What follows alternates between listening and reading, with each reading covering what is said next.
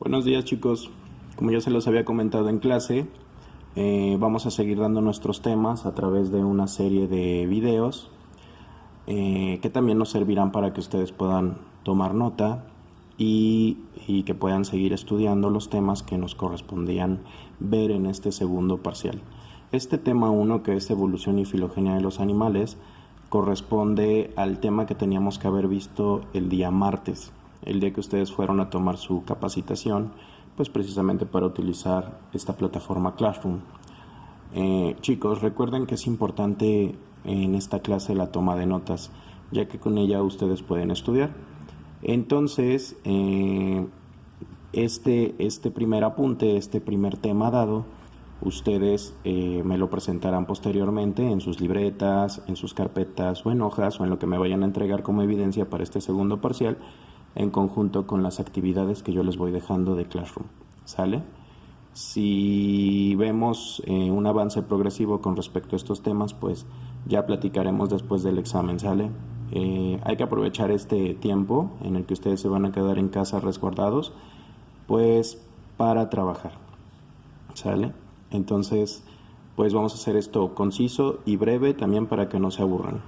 Entonces vamos a empezar con nuestro tema 1, evolución y filogenia de los animales. Antes de empezar a hablar de animal, debemos saber que la zoología o biología animal es la ciencia o rama de la biología que se encarga del estudio científico de los animales. ¿Y por qué hablar de estudio científico de los animales?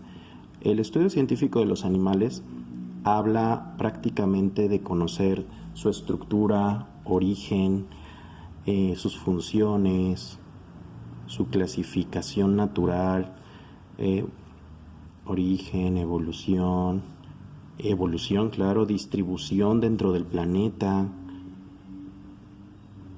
y todo aquello que beneficia o afecta al ser humano, ¿no? Aquí también ponemos funciones orgánicas, porque la zoología se encarga de estudiar los procesos digestivos, excretores, reproductores, etcétera. ¿Sale? Entonces, la biología animal o zoología se va a encargar de estudiar de manera científica a los animales y no solo descriptiva como se estudiaba antes. Antes, pues solamente, por ejemplo, Aristóteles se dedicaba a estudiar a los animales como vertebrados o invertebrados, gusanos o no gusanos, chiquitos o grandotes. Y esa era una manera muy descriptiva de ser, muy superficial. Nosotros tenemos que conocer todos los procesos internos, microscópicos, macroscópicos, a nivel celular, todo lo que conlleva a lo que algo se clasifica como animal. ¿Y qué es un animal? La palabra animal viene de la palabra ánima y eso quiere decir que tiene alma. Entonces, la palabra ánima significa que tiene alma. ¿Y qué conlleva o a qué se debe que tenga alma? Porque son los únicos seres vivos que presentan un movimiento visible, presentan bueno, la capacidad de movimiento les permite a ellos realizar muchísimas funciones y nosotros seres humanos estamos englobados dentro del concepto de animal. Pero el nombre científico de animal es Eumetazoa. Los eumetasuarios son aquellos animales verdaderos y son aquellos seres vivos que sí presentan algo que se llama características diagnósticas. Una característica diagnóstica es una característica propia que lo hace ser él. Por ejemplo, mi característica diagnóstica es usar colores. Bueno, esa no podría ser una característica diagnóstica porque hay más maestros, compañeros y compañeras que utilizan plumones. Pero una característica diagnóstica propia mía, ustedes vayan identificando qué es lo que me caracteriza a mí que no tengan los demás. Eso quiere decir característica diagnóstica. Entonces, los eumetasuarios presentan características diagnósticas propias de los animales. Entonces, si ustedes en algún momento de sus carreras científicas encuentran un organismo y presenta todas estas características, ese organismo puede ser clasificado como un animal. ¿Cuáles son esas características diagnósticas? Yo aquí les puse como ejemplo un conejito, que por supuesto en su esquema y en su apunte debe venir incluido su conejito. ¿Qué caracteriza a los eumetasuarios? Pues en primer lugar, todos son eucariontes. Ya ustedes ya saben qué es ser un organismo eucarionte, y quien no se acuerde, son células con núcleo que protege el material genético. Acuérdense que los seres vivos están formados de células y hay dos tipos de células. Entonces, este tipo de animalitos como el conejito está integrado por células eucariontes, es decir, que aquí adentro tiene núcleo y dentro del núcleo tiene su ADN. Entonces este es el ADN y lo tiene protegido dentro de un núcleo, y esta es la célula. Y acuérdense que ustedes han visto muchas células pues en el microscopio, en esquemas, en apuntes míos, en apuntes de otras materias. Bueno, otra segunda característica diagnóstica de los animales es que presentan el proceso de pluricelularidad. Y este proceso de pluricelularidad quiere decir que están integrados por muchas células.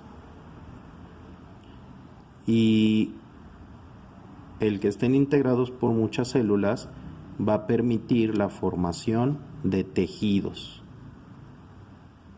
Ahora vamos a hablar de tejidos animales, porque en el parcial pasado hablamos de tejidos vegetales. Formación de tejidos. Y ustedes saben que si un organismo tiene tejidos, por ende va a tener órganos.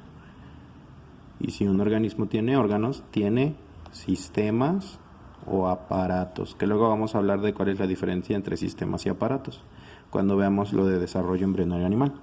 Que qué bueno que lo menciono, porque los animales son los únicos seres vivos que presentan efectivamente desarrollo embrionario, y el desarrollo embrionario hace referencia a todas aquellas etapas por las que sufre una célula y se diferencia. Es decir, el desarrollo embrionario son etapas en las cuales una célula se diferencia en diferentes estructuras. Es decir, como de una sola celulita se pueden formar muchas cosas, muchos tejidos, muchos órganos, muchos aparatos. O sea, cómo es que de la unión del esperma y el óvulo, pues nos formamos nosotros. Todo ese proceso es el proceso de diferenciación. Ahora, si recordamos el concepto de ánima, que tiene alma, otra característica diagnóstica de los animales es que presentan movimiento. Presentan movimiento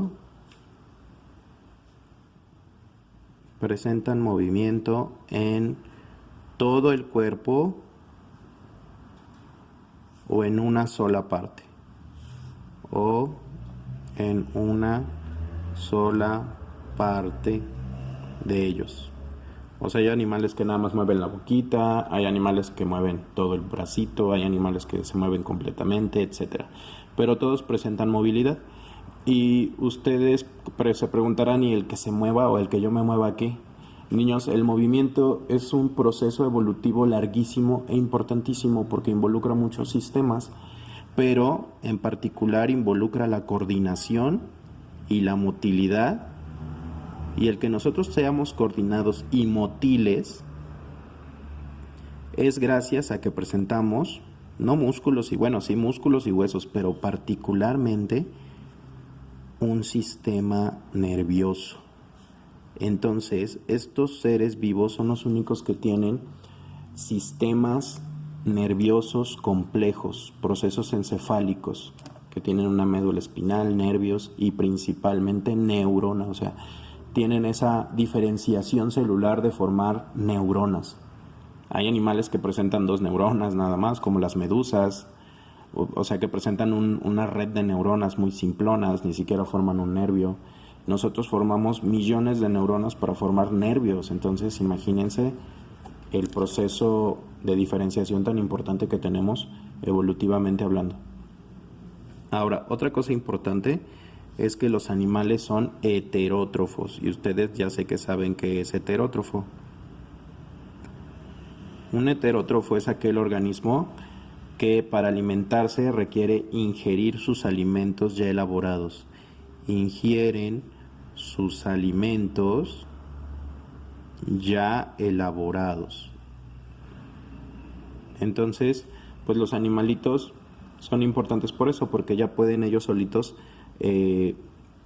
cazar, buscar sus alimentos sin la necesidad de procesarlos. Otra cosa importante también de los animales es que respiramos. Y ustedes ya no pueden pensar que respirar solamente es oxígeno o dióxido de carbono. Respirar me refiero a los procesos celulares de la mitocondria, es decir, que ellos presentan efectivamente el organelo mitocondria y si somos heterótrofos presentamos el organelo lisosoma.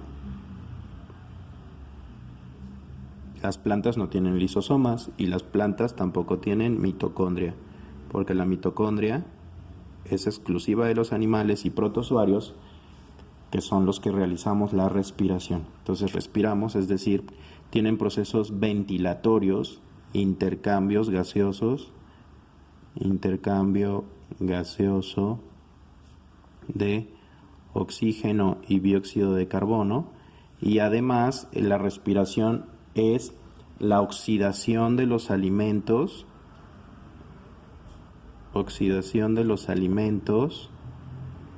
para liberar la energía contenida en forma de ATP. Y ustedes ya saben también qué es el ATP, no me digan que ya no saben. ¿Sale? Bueno, y